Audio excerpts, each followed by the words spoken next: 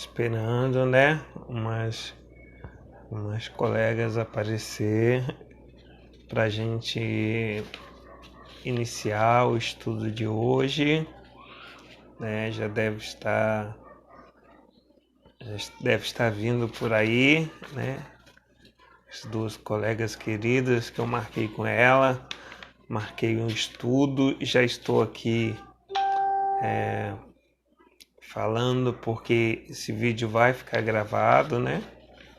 Então é uma aula bacana para concurso, ok?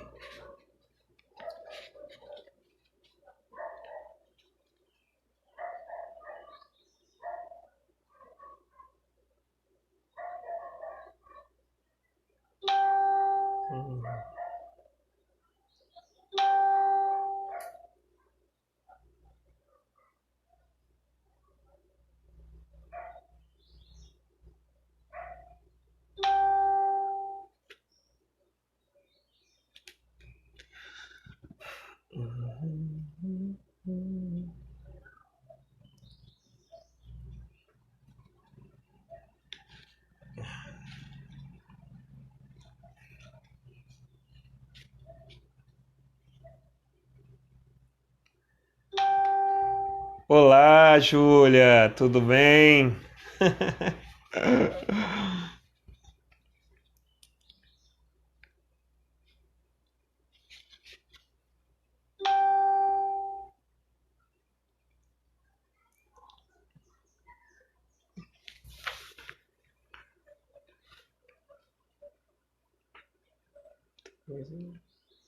Solicitar? Eu acho que não, Júlia. Eu acho que não, né? É...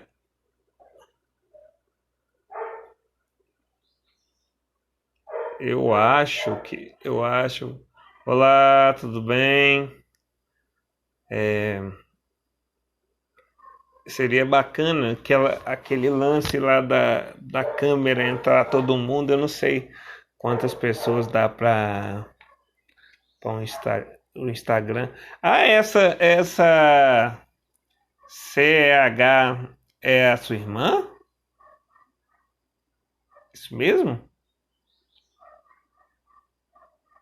Olá, tudo bem? Tô meio perdido aqui, gente, porque deixa eu...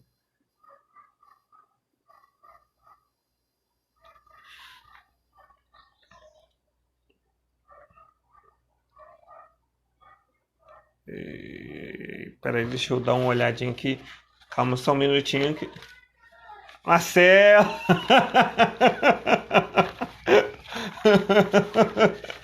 Pra ver. Ah, agora sim! Ah, então tá bom. Eu tava aqui curioso, falando, meu Deus, quem será? Né? Porque realmente a gente divulga, mas não vai aparecer muitas pessoas. Eu mandei para a Júlia aí falando sobre a questão do governo do estado aqui, né, do Rio, querendo abrir concurso. E, gente, na sexta-feira, quem pegar para estudar é porque está realmente interessado em passar, né? Olá, tia Lu! Seja bem-vinda! Então, agora eu resolvi organizar uma nova forma de transmissão, uma forma de estar estudando, para a gente estar ocupando esses outros espaços. Antigamente eu usava meu Facebook só para vigiar a vida dos outros. Então, agora eu parei com isso, falei assim, vou utilizar o meu Facebook para uma coisa que presta, né? Então eu resolvi ajudar as pessoas a estarem estudando para os concursos da forma que eu posso. Então eu estou fazendo de segunda a sexta postagens sobre a LDB, né? A forma que eu estou escrevendo e a forma que eu estou comentando é a forma que eu estudei para passar em todos os concursos que eu passei. Lembrando que hoje em dia o concurso está muito concorrido.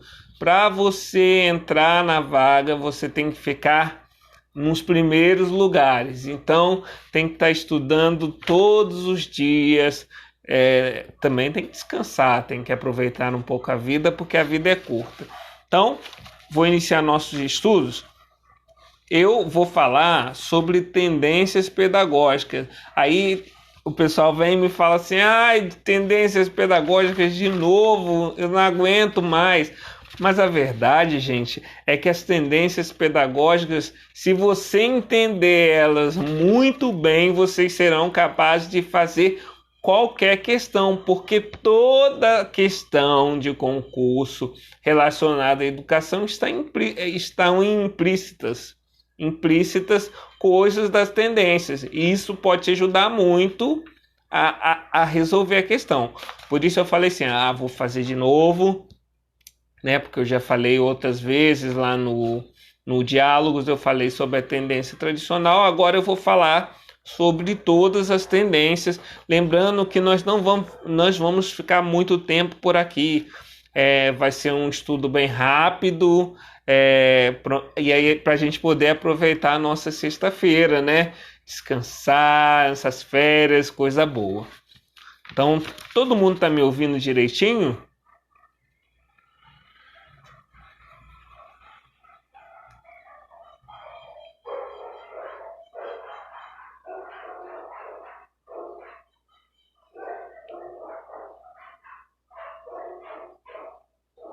Todo mundo me ouvindo direitinho? Oi?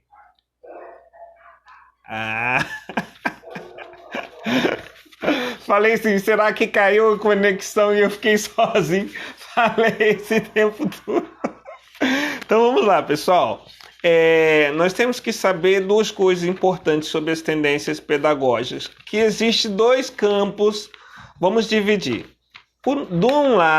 De um lado está as tendências liberais e do outro lado as tendências progressistas. Então, de um lado as tendências liberais, de outros as tendências progressistas. Esse é um ponto importante que você precisa saber para o seu concurso. Qual a diferença entre elas? As tendências liberais, elas querem manter a sociedade como está. Elas não querem transformação na sociedade. Então, os indivíduos formados nela, eles serão formados para exercer os papéis sociais de acordo com a aptidão de cada um. Ok? Então, se você serve para uma coisa, você vai para aquela coisa. Se você não serve, você não vai para aquela coisa. Você vai fazer outra coisa. Você vai fazer o que te... Ai, meu Deus, fugiu a palavra. Depois, quando eu voltar mais à frente, eu vou falar sobre ela. Então, as tendências liberais querem manter a sociedade como está. O indivíduo será formado para exercer os papéis sociais de acordo com a capacidade de cada um. As tendências liberais. Do outro lado estão as tendências progressistas. Essas sim, elas querem transformar a sociedade, né? Qual a diferença da tendência liberal para a tendência progressista? Você pode... A questão de crítico e não crítico. Se eles não querem transformar a sociedade, ela não é crítica. Se ela quer transformar a sociedade, inclusive para melhor, é crítica. Então, liberal, crítico, liberal, não crítico e progressista, crítico. Ok? Deu mais ou menos para entender? Eu preciso explicar melhor.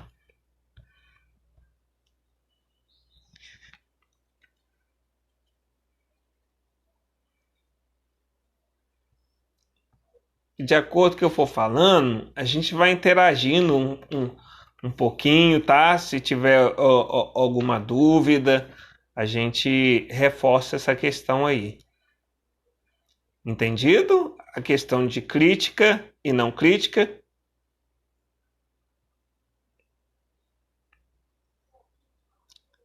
Show de bola, então.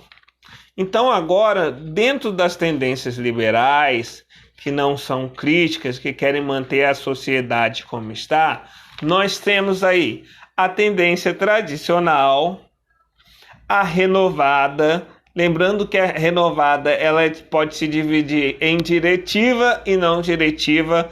Quando está falando diretiva, com direcionamento do professor, não diretiva, o professor não vai estar atuando diretamente com aquele aluno, ok? E temos a tecnicista ou tecnicismo, ok? Então, vou lá repetindo novamente. Dentro da tradicional, nós temos, das liberais tradicional, nós temos a renovada progressista, diretiva e não diretiva. Nós temos a tecnicista, ok? Essas são as fundamentais. Então vamos falar de cada uma delas. Gente, eu trouxe uma anotaçãozinha aqui, que eu vou estar sempre como se fosse o meu roteiro, só para eu ter uma noção. Então vou falar lá primeiro da tradicional, que é a mais antiga, que se iniciou lá com os jesuítas, né? E depois, com a evolução, veio para Herbert, né? Com aquele espaço. Essa, a tradicional. Tradicional, jesuítas e Herbert. Vamos falar algumas características dela. Da tradicional, quem é o centro? O professor é o centro. O professor é autoridade. Não autoridade no sentido de conhecimento da disciplina que ele leciona, mas no sentido de autoritarismo. Aquele que manda e o aluno tem que ficar quieto. Ok? Então, se o aluno tem que ficar quieto, ele é passivo, ele não pode participar, ele só escuta. Eu fiz uma postagem um tempo atrás, onde tem uma chargezinha, onde as crianças são tudo aquele ouvidinho sentado um atrás do outro. Outra característica da educação tradicional, a sala de aula é enfileirada, um atrás do outro. Aluno não pode ficar perguntando, ele só ouvir e tudo que o professor explica, os conteúdos são passados como se fossem verdades absolutas. E não pode ter questionamento por parte do aluno. Outra coisa importante falar sobre isso, essa educação, né, tradicional, ela é chamada de enciclopédica, né? E os conteúdos ali trabalhados, eles não têm ligação nenhuma com a realidade dos alunos. Entendido? Beleza. Outra coisa, quais são os métodos aí utilizados na educação tradicional? A aula expositiva, vou falar só da aula expositiva, que é uma das mais trabalhadas na educação tradicional. Eu, por exemplo, aqui trabalhando com vocês, eu estou trabalhando a aula expositiva, através das tecnologias, mas é aula expositiva. Eu falo e vocês escutam, então eu estou dentro da tradicional. Para concurso não tem outra forma. Ou tem, que eu saiba, até o dia de hoje, não. E o foco? O foco, né, é o conhecimento intelectual. Aluno formação intelectual. Por isso que fala muito que a tradicional deposita muita coisa, porque quer formar aquele aluno intelectual com muita informação, com muita coisa, ok? E aí dentro da tradicional nós vamos dar um destaque aí para dois autores, né? Ou autores, que é muito importante a gente saber isso. Eu já falei deles lá no início, que é os jesuítas e Herbert, que ele fez aqueles 5 passos dentro da tradicional. Essas são uma das palavrinhas que pode cair no seu concurso, que vai ajudar você a entender se está falando da tradicional, se está falando de outra, ok? Estou muito rápido, estou devagar, como estou indo? Tá dando para entender?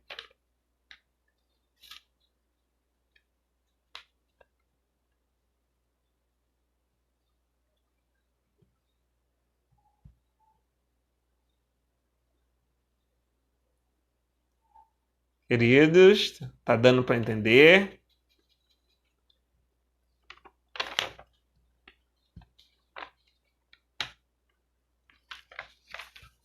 Beleza. Qualquer coisa, se ficar dúvida, depois no finalzinho a gente esclarece, ok? Então, eu estou falando das tendências liberais, elas querem manter a sociedade como está, os indivíduos serão formados para exercer os seus papéis de acordo com a capacidade de cada um, de forma não crítica, não tem isso de criticidade, né? Falei agora da tradicional e falei das características. Agora eu vou falar da renovada progressista. Essa renovada não pode... progressivista, não pode confundir ela com a tendências progressista. Alguns autores utilizam as duas e pode causar alguma confusão em relação a isso, ok? Porque uma está do lado, a outra está do outro. Essa renovada pode ser chamada também de escola nova, ok? E ela também pode ser diretiva e não diretiva. Vamos falar renovada progressista, né? Progressivista também, como vocês queiram. Já nela, gente, ela vai ser uma superação da educação tradicional. Ou seja, algumas pessoas ficaram insatisfeitas com aquela educação que estava sendo passado, da forma que estava sendo passado, então alguém veio com algo novo, né, para modificar. Por isso renovada, de renovação. Então, qual a diferença aí? O centro do processo de ensino-aprendizagem agora vai ser o aluno. Ele vai participar ativamente, questionando, perguntando, pesquisando, sendo dono do seu conhecimento com mais propriedade. E aí o professor, né? O professor que era a autoridade na tendência tradicional, agora ele vai passar a ser o quê? Um auxiliar. Ele vai ser um auxiliar do aluno. E o aluno vai ser ativo no processo, participando, através de quê? Das pesquisas, das descobertas. E o foco é no aprender a aprender.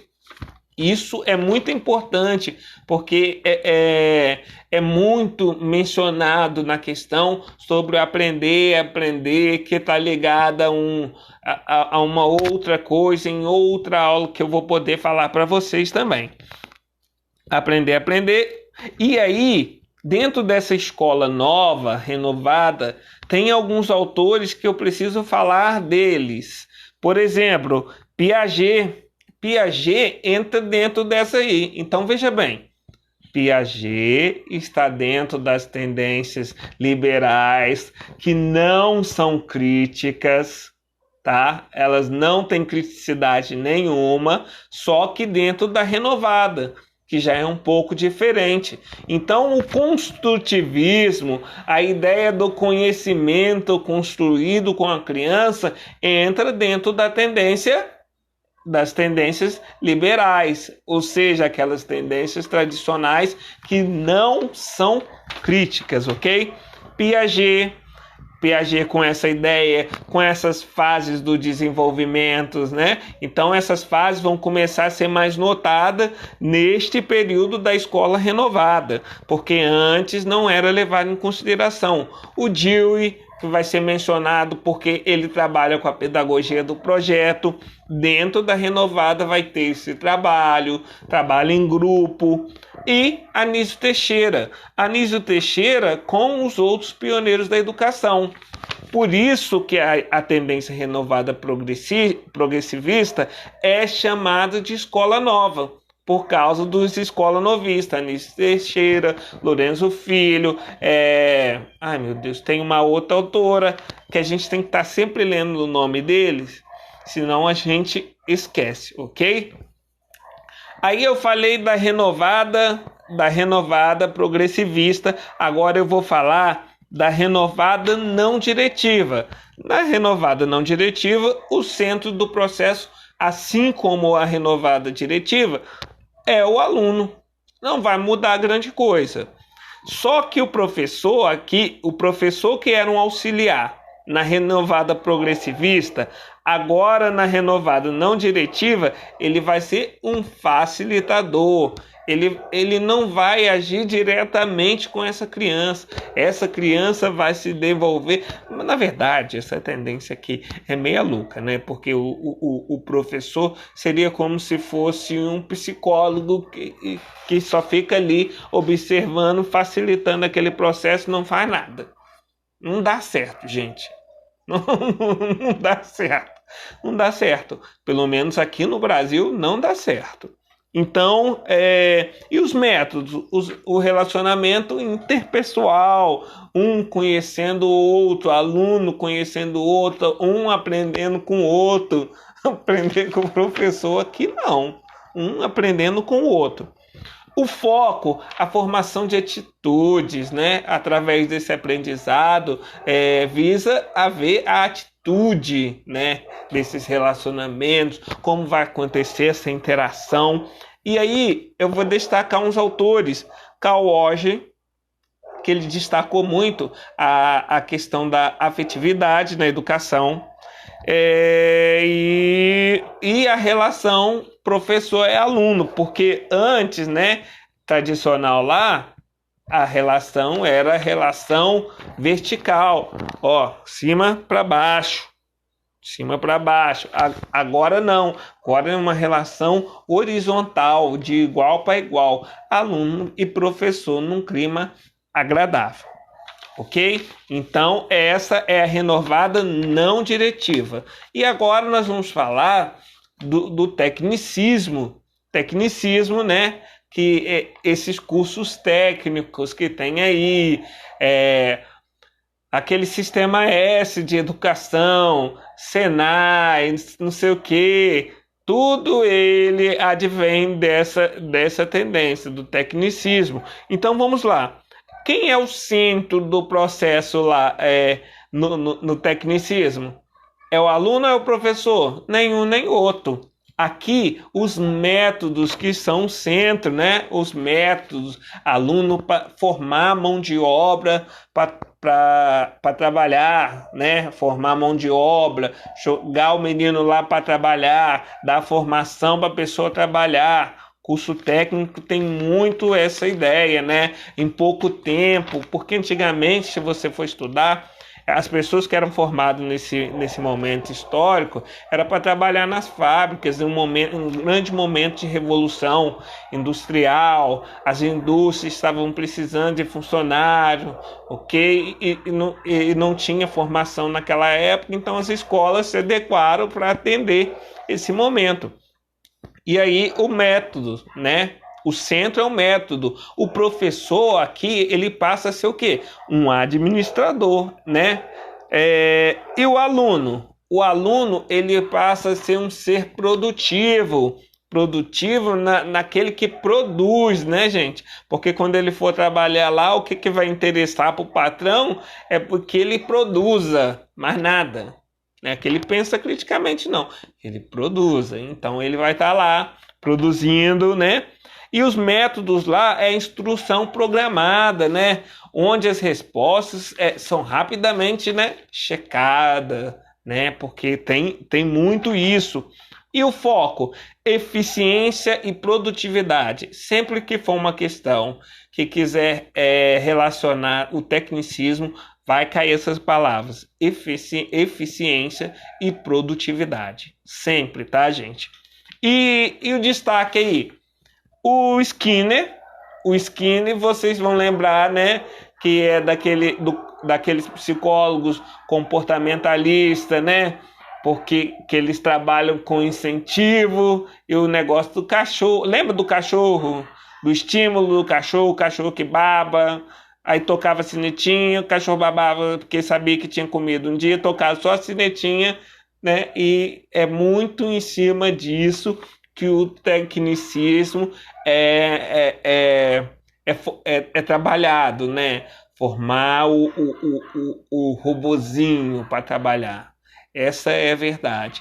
Estou falando numa linguagem chula, mas fica mais fácil para a gente entender. Robozinho trabalhando um atrás do outro, recebendo estímulo para ser produtivo, né, eficiência, eficácia, que aí vai enriquecendo uma outra pessoa não funcionário. Por isso que é não crítica, ele não pode pensar que a produção dele, que a mão de obra dele não está sendo paga como deveria. Ok? Então, beleza. Aí, e Bloom também, que ele trabalha essa questão do objetivo, né? O planejamento é muito importante nessa questão aqui do tecnicismo. Então, entendido aí, só relembrando, tendências liberais, não crítica, formar o indivíduo para formar os papéis sociais de acordo com a aptidão. Tem jeito para uma coisa, vai. Não tem jeito, vai fazer outra coisa. É assim que funciona. E aqui dentro nós temos as tendências tradicional, renovada, progressivista, diretiva e não diretiva, e o tecnicismo. Tranquilo? Até aí?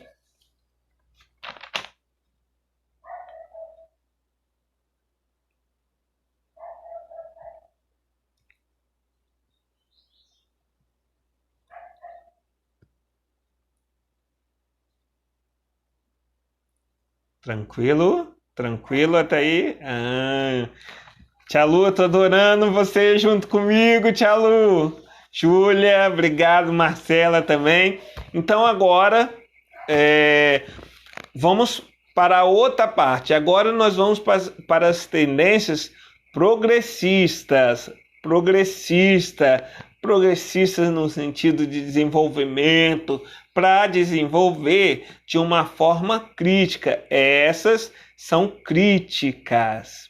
Elas fazem uma crítica à sociedade e querem transformar ela. Elas não querem que ela se mantenha como está. Elas querem que ela se transforme para melhor, que os indivíduos possam exercer outros papéis, sempre de forma crítica e reflexiva.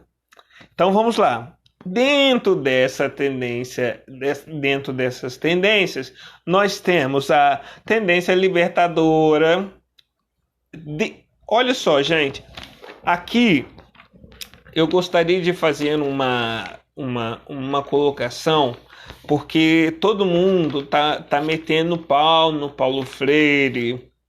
Tá todo mundo metendo Paulo Freire, até porque o Paulo Freire ele tem a questão de Marx, que é voltado para uma esquerda, né? Digamos assim, onde hoje está uma briga acentuadíssima sobre essa questão de direita e esquerda de forma assustadora. O que eu gosto de Paulo Freire, primeiramente, antes de eu falar sobre a tendência libertadora, é que ele trabalhou com alfabetização de jovens e adultos e ele partiu da realidade dos jovens e adultos. Então, isso era em relação ao que era antes, aos estudos das outras tendências, ele trouxe, se o aluno era um trabalhador, ele pegava um martelo, né? Trabalhava com martelo e daquele martelo, como tema gerador para a discussão, ele criava, desenvolvia a alfabetização do aluno em cima daquilo, e ele era muito voltado para a alfabetização. Então as ideias dele, né, por essa questão de Marx, ele foi exilado. Nós precisamos entender mais Paulo Freire. Tipo assim, não precisamos gostar de Paulo Freire. Precisamos entender Paulo Freire, qual a contribuição dele, o que eu posso pegar dele e utilizar na minha prática. Eu utilizo muito Paulo Freire, ainda vou usar muito. Não utilizar o que ele a ideologia dele, podemos dizer assim. Se bem que, ao mesmo tempo, está embutido tudo junto, né? Ok? Peraí, gente, deixa eu ver aqui o que vai acontecer aqui. Vai acontecer um negocinho aqui. Peraí.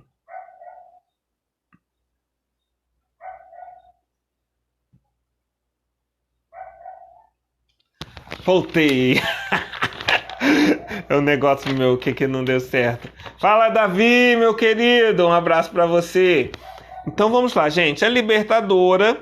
A libertadora O centro do processo é a autogestão pedagógica. Que seria essa autogestão? Os próprios alunos gerir o seu conhecimento para que nada seja imposto, obrigado, goela abaixo, como era na educação tradicional. Então, a autogestão pedagógica é um foco tanto da libertadora como da libertária. Então, o professor? O professor vai ser um animador. Paulo Freire era um animador.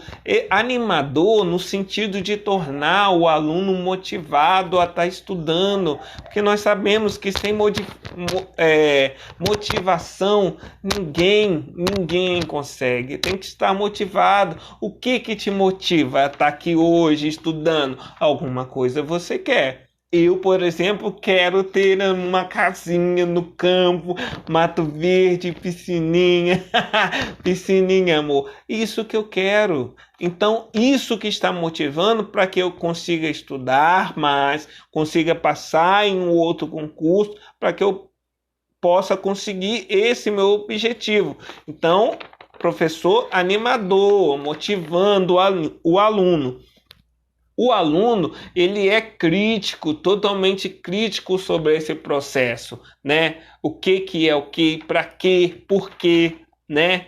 Questionador, né? E os métodos utilizados nos seus os temas geradores. Lembra aí a ideia do martelo? O martelo é o tema gerador e dali que vai desencadear as outras atividades. Entendido? E aí nós vamos, o foco, a conscientização, gente. Conscientizar para quê? Conscientizar para transformar o quê? Transformar a nossa sociedade, transformar o mundo. É tudo muito bonito na pedagogia. Sei que às vezes é muito difícil, mas é muito bonito, né? Quem sabe se a gente pegar um pouquinho dessa ideia dele de querer transformar o mundo, de querer transformar as pessoas, às vezes a gente vai ficar um pouquinho decepcionado, mas é normal. Mas a gente não pode perder a esperança. Temos que ser motivador, animador. Essa é a palavra. E aí, o destaque no nome do autor para essa tendência é Paulo Freire. Sim, Paulo Freire. Agora, vamos falar da tendência libertária. Tendência libertária. Autogestão pedagógica, que você já sabe, o aluno gerindo o seu próprio conhecimento, nada imposto. Os textos, por exemplo, são redigidos pelos alunos, né? Porque a imposição do texto é considerada uma invasão cultural. Então, Paulo Freire trabalha muito nessa ideia. O que vocês... É muito doido, mas o que vocês querem estudar? Qual o texto que vocês querem ler? Não é? Dentro de sala não dá pra gente fazer isso. A gente tem que chegar com o nosso planejamento tudo direitinho, né? Com o textinho tudo já colocado, todo o texto do jeito que a gente quer. Então, se a gente faz isso, a gente não sai do tradicionalismo, ok? Então, a gente tem que inovar. É só uma sugestão para a gente pensar. E aí, o professor aqui na libertária, ele passa a ser um orientador. E o aluno, ele é participativo, ele participa de forma ativa desse processo. E os métodos? A vivência grupal, o trabalho em grupo é a marca das tendências libertárias. O trabalho em grupo, lá os alunos todos agrupados, então não vai ter mais carteira uma atrás da outra. Vai ter um grupo ali, e as serventes ficam doidas. As serventes da escola não gostam, gente, mas vai ser vai ser assim que funciona. Né? Se você quer uma educação diferente, você quer uma educação que transforma, todo mundo tem que colaborar com esse processo. Por isso o projeto político-pedagógico da escola, né? Ele coloca todo mundo a par do que vai acontecer na escola. Por quê? A servente tem que entender que terão aulas diferentes, que organização diferente. Ela tem que entender esse processo. Todo mundo tem que entender. Porque todo mundo que está na escola faz parte desse processo educativo. Então, vivência grupal, tendência libertária, outra coisa importantíssima, né, da participação crítica também do aluno, lembrando que nós estamos falando das tendências progressistas, participação de forma crítica, diferente, né, das tendências que nós vimos lá do outro lado, que não são críticas. Lembrando que nós estamos estudando para concurso. Se nós estamos estudando para concurso, a nossa questão ela vai colocar isso diante da gente. Então nós temos que saber que é libertária, vivência grupal, né, participação crítica e os nomes dos autores que vão estar envolvidos na tendência libertária. O Frenet, né, e Miguel Arroyo são os nomes que têm uma grande influência dentro dessa tendência libertária. E agora, né, eu vou partir para a última já. Agora nós vamos na crítica social do conteúdo. Em algumas provas pode vir histórico-crítica também. Ou crítico social dos conteúdos ou histórico-crítica, ok? E quem é o centro do processo nesta tendência? O centro é o conteúdo e quem? A sociedade. Crítica social dos conteúdos. É o conteúdo e a sociedade. E o professor? O professor, nessa tendência, ele vai ser o mediador. Nós estamos ouvindo falar muito nisso. Professor, mediador do processo de ensino e aprendizagem. Professor é mediador. Por quê? Por causa dessa tendência crítica social dos conteúdos.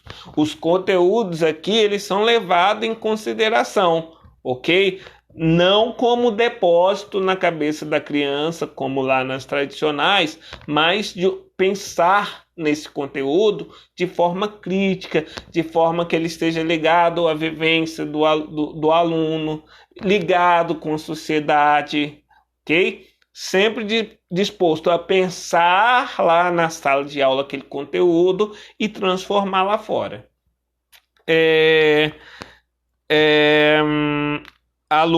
Aluno é um transformador, né? Os métodos é análise crítica, então tudo aqueles conteúdos que estão sendo trabalhados, vão ser analisados criticamente. E o foco aqui? O foco é o conteúdo vivo, gente, indissociável da realidade. Foi isso que eu acabei de falar. Esses conteúdos que vão ser aprendidos na escola, eles estão interligados com a sociedade, com a vivência dos alunos, ok? Diferente daquele conteúdo enciclopédico que era só colocado lá na cabeça do aluno e que não tinha ligação nenhuma com a sociedade. Por exemplo, aconteceu, vamos só dar um exemplo. Aconteceu roubo na cidade e aí saiu um texto informativo na internet. Esse texto sobre o roubo é levado para a sala de aula. Esses alunos vão pensar por ler esse texto, vão pensar o que está acontecendo com a sociedade de forma crítica, o que eles poderão fazer para transformar essa sociedade, ok? Então, por isso, o conteúdo associado à vivência dos alunos.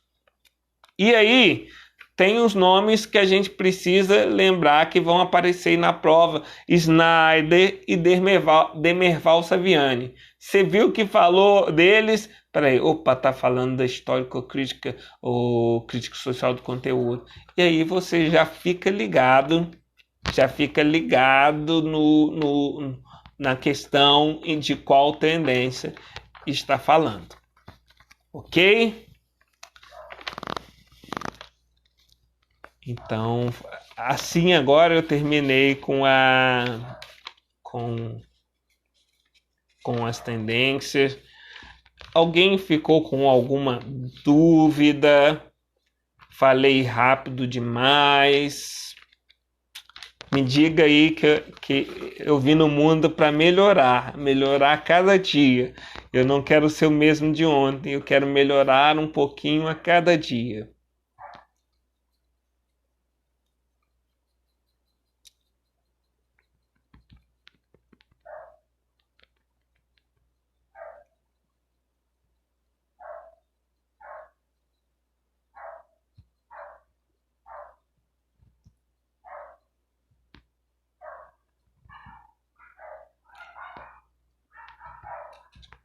Olá, e aí meninas, me fala aí, alguma dúvida, alguma pergunta? Pode perguntar, nós estamos aqui nós temos um tempinho. Caraca, gastamos 41 minutos.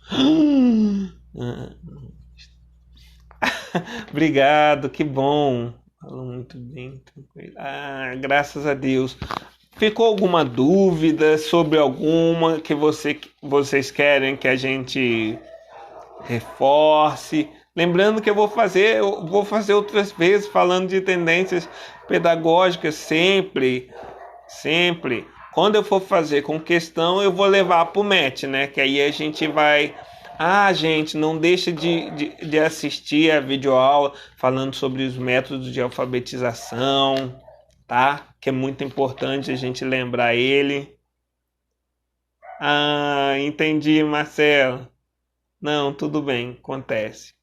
E aí, esses vídeos, normalmente, vocês não podem esquecer também que, se tratando de um concurso, não pode estudar só as pedagógicas. Tem que estudar português também. Tem que dar... Isso, Tia Lu, aprender por repetição. Todo mundo é contra, mas é assim que eu tô aprendendo. Repetição, repetição, repetindo, que aos poucos a gente vai internalizando isso, né? Neurociência fala muito sobre isso. Você repetir, estudar todo dia, para você ir gravando na parte central, né, do nosso cérebro. O córtex, que é tudo que eu falei agora está no sistema límbico, que é um sistema que ele faz como se fosse um armazenamento temporário.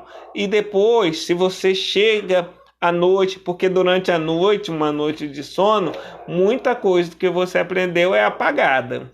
E assim acontece com os alunos da escola também, todo dia. Mas se ele chega em casa à noite e reforça aquilo que aprendeu, nem que seja uma anotaçãozinha, as tendências isso, as tendências aquilo vai internalizando e ficando gravado no córtex, que é uma parte, aí o que gravou ali, você não esquece nunca mais. Ok?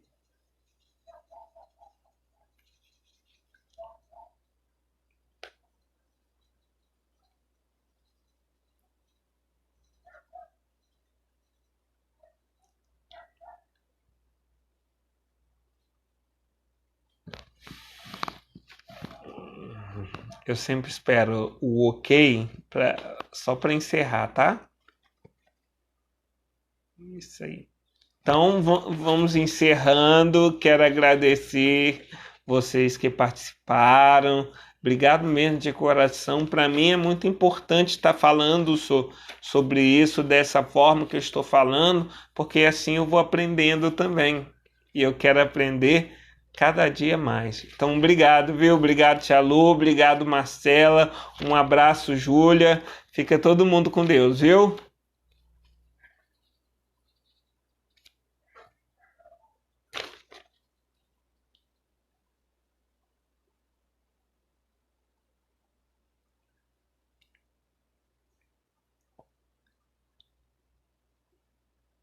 Show de bola. Qualquer coisa pode, se alguma coisa for para casa, depois ficar com dúvida, manda para mim a dúvida que eu tenho a honra, a boa vontade de responder, tá bom?